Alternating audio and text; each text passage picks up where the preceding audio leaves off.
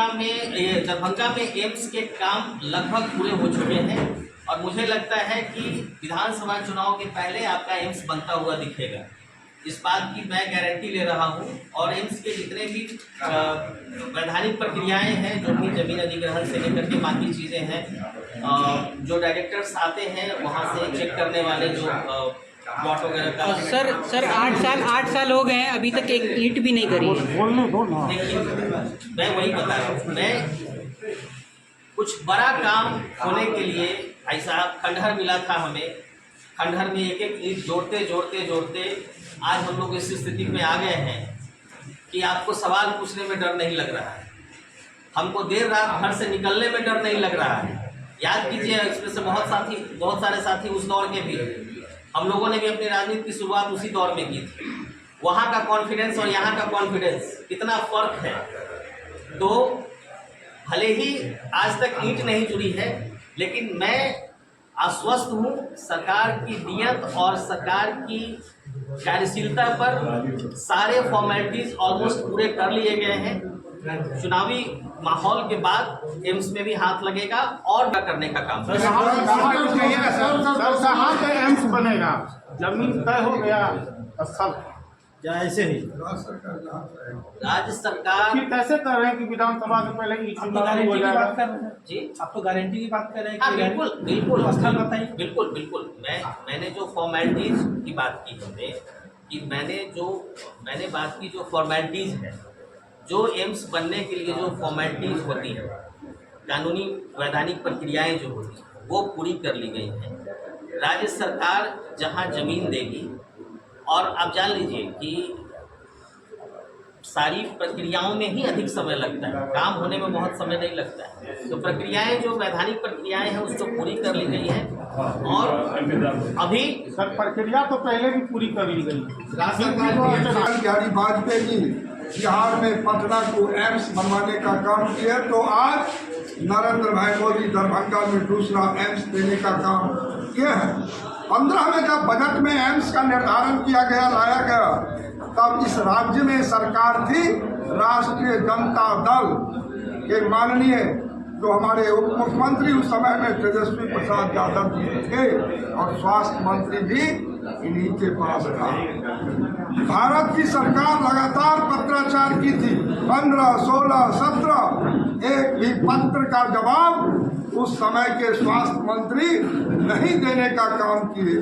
और जब 18 में हम लोग सरकार में थे, तब आदरणीय प्रधानमंत्री नरेंद्र भाई मोदी ने कहा देश के यशस्वी स्वास्थ्य मंत्री आदरणीय जेपी नड्डा जी को तो दरभंगा में हम एम्स बनाना चाहते हैं, बिहार सरकार से प्रस्ताव मंगाए। और बिहार सरकार ने प्रस्ताव दिया दरभंगा का डीएमसीएच अपग्रेड करने की प्रस्ताव 18 में दिया।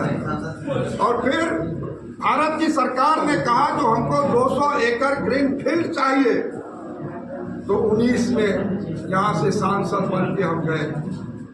और 20 में हमने बिहार सरकार से माननीय नीतीश कुमार जी से एक अन्य मार्ग में मिल करके 200 एकड़ जमीन का प्रस्ताव रखे और माननीय मुख्यमंत्री जी ने दिया। और जब यहाँ पर 81 एकड़ में मिट्टी का काम हो गया और फिर हमारे तेजस्वी प्रसाद यादव जी आ गए सरकार में, तो कहे जो नहीं, उनके लोग आप ही के प्रेस वालों को प्रेस वार्ता करके लगातार कहने का काम किया, अब इस यहाँ पर नहीं बनेगा, अब चले जाएगा अशोक पेपर मिल, तो अब जाएगा अमुक जगह, इसको लटकाने का काम किए।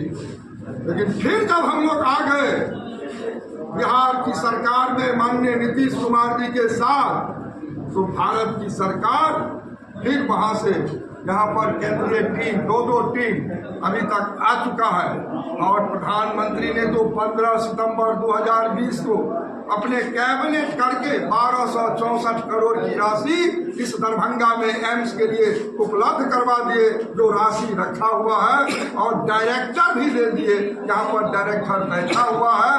तो एम्स की जो बात है, एम्स की बात भारत की सरकार यहाँ पर करने के लिए, और राज्य की सरकार का भी मंशा साफ है। और उसमें चुनाव के बाद निश्चित रूप से काम प्रारंभ होने वाला ही है। और बिहार सरकार ने जमीन का जो सुझाव दिया है उस पर भारत सरकार अपना टीम भेजवा करके जहां उचित होगा वहां पर एम्स की निर्णय भारत सरकार उस टीम के द्वारा किया जाएगा और एम्स का निर्माण यहाँ पर होगा। और निश्चित रूप से 8.5 करोड़ आबादी उत्तर बिहार के 8 करोड़ और नेपाल के लोग, पश्चिम बंगाल और सिक्किम के भी मुख्यमंत्री यही प्रेस वार्ता के माध्यम से कहा था मेरा भी निकट का एम्स होगा तो करोड़ों का इलाज भी होगा और लाखों को रोजगार भी मिलेगा और हजारों सरकारी नौकरी भी उस एम्स में पाएंगे और सैकड़ों बच्चा मिथिला का MBBS की पढ़ाई भी करेगी। यह काम देश कॉन्फ्रेंस माननीय नरेंद्र मोदी जी के 10 साल के कार्यों को जनता तक पहुंचाने के लिए आयोजित किया गया।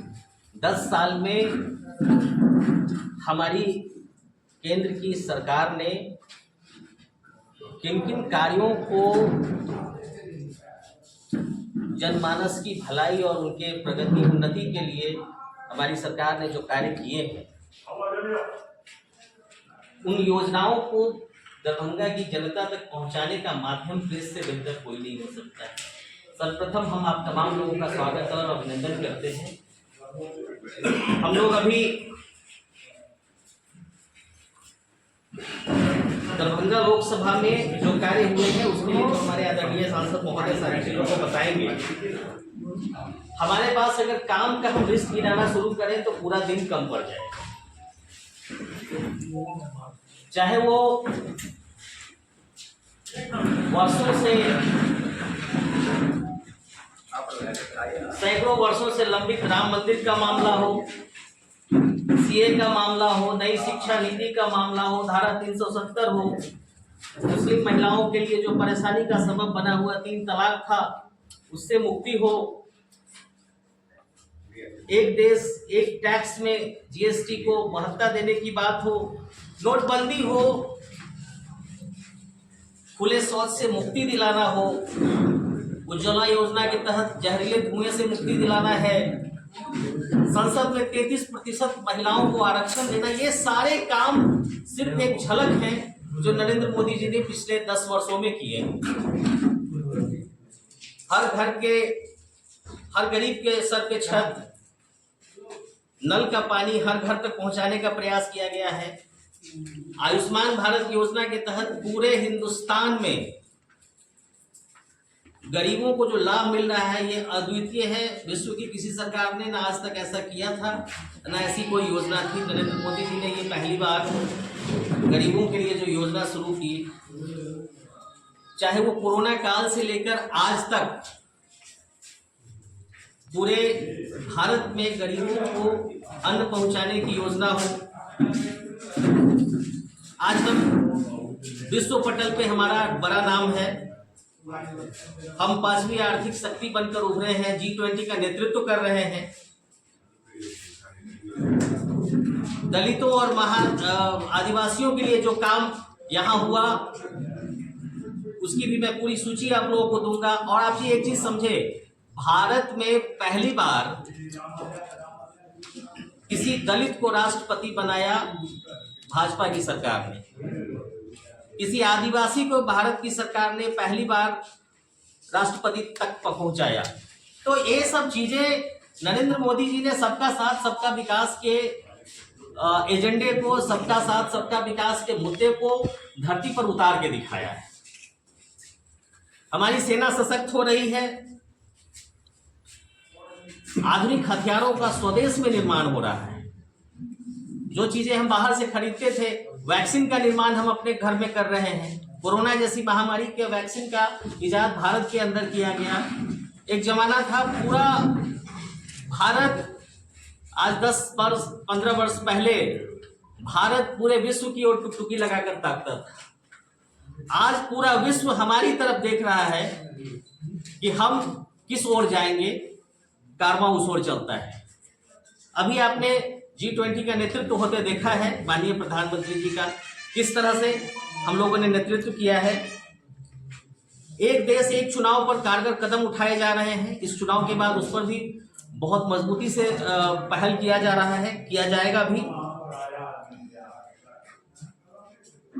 विदेशी एनजीओ पर हम लोगों ने नकेल कसने का काम किया हमारी सरकार ने, जिससे पैसे किसी और मद में मंगवाकर कहीं और खर्च किए जाते थे। उन चीजों पे नकेल कसा गया, एफसीआरए को मजबूत किया गया, नक्सलियों पर नकेल कसा गया है, विदेशी मिशनरियों पर भी नकेल कसने की तैयारी की गई है और बहुत हद तक किया भी गया है। हम लोग चंद्रमा पर पहुंच गए।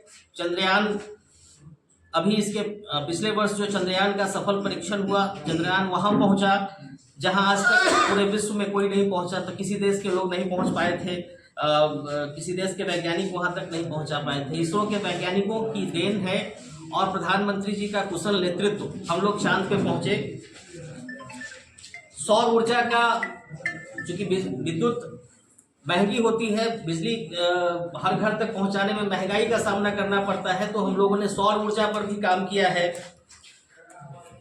आईआईटी, एम्स, इन सब चीजों की भरमार है। आईआईटी और एम्स सारी चीजों का मैं लिस्ट भी अभी आप लोगों को उपलब्ध कराऊंगा।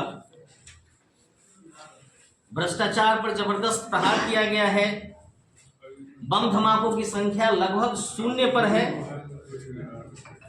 दुनिया में मोबाइल हम लोग हमेशा बाहर से मंगवाते थे, अब हम लोग दुनिया में दूसरे नंबर पे मोबाइल मैन्युफैक्चरिंग कंपनी है। रेलवे विद्युतीकरण लगभग 100% हो चुका है। मानव रहित जो रेलवे क्रॉसिंग्स थे जिसमें दुर्घटनाएं बराबर होती थी, उनको समाप्त कर दिया गया है। प्रतिदिन 12.1 किलोमीटर से लेकर 28.6 किलोमीटर तक का प्रतिदिन सड़क का निर्माण। वंदे भारत ट्रेन, पुरानी बोगियों को बदल दिया गया है, सबको बढ़िया बोगी लगाया जा रहा है। हर जिले में मेडिकल कॉलेज, सभी धामों को हाईवे से जोड़ा गया है। पहले धामों पर जाना सनातन धर्म और संस्कृति को मजबूत करते हुए सभी धामों को जोड़ा गया है सड़कों से। बड़े शहरों को मेट्रो से जोड़ा जा रहा है, बुलेट ट्रेन से जोड़ा जा रहा है। कोविड का हम लोगों ने पूरे विश्व में, भारत पहला देश रहा जो मुफ्त में टीका दिया और सक्सेसफुल टीका है। सरदार आपके बीच में अपने संसदीय क्षेत्र का विषय रखने का काम किया है और एक भी विषय आप लोगों से कोई बाहर नहीं है। जो देश के यशस्वी प्रधानमंत्री श्री नरेंद्र भाई मोदी इस मिथिला के हृदय अग्नि दरभंगा और संपूर्ण मिथिला में जो काम किया है वो भूतो न भविष्यति।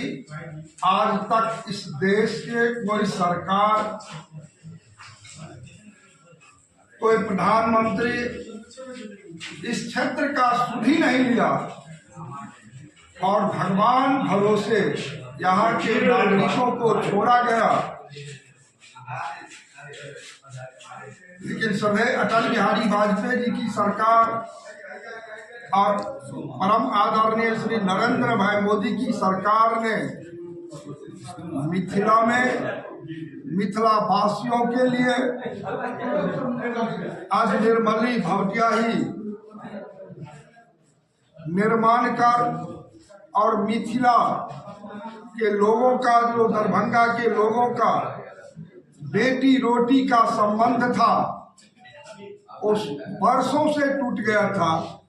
अटल जी ने स्वयं आकर के निर्मली भवटियाही महासेतु बनाए और वहीं कोसी रेल महासेतु 88 साल बाद नरेंद्र भाई मोदी 516 करोड़ की लागत से आज रेल के माध्यम से, जहां आप बैठे हुए हैं लहरियासराय बहादुरपुर में, यही लहरियासराय सहरसा रेल लाइन हमने 3 जोड़ी चला करके इस मिथिला के लोगों को सुविधा प्रदान की है।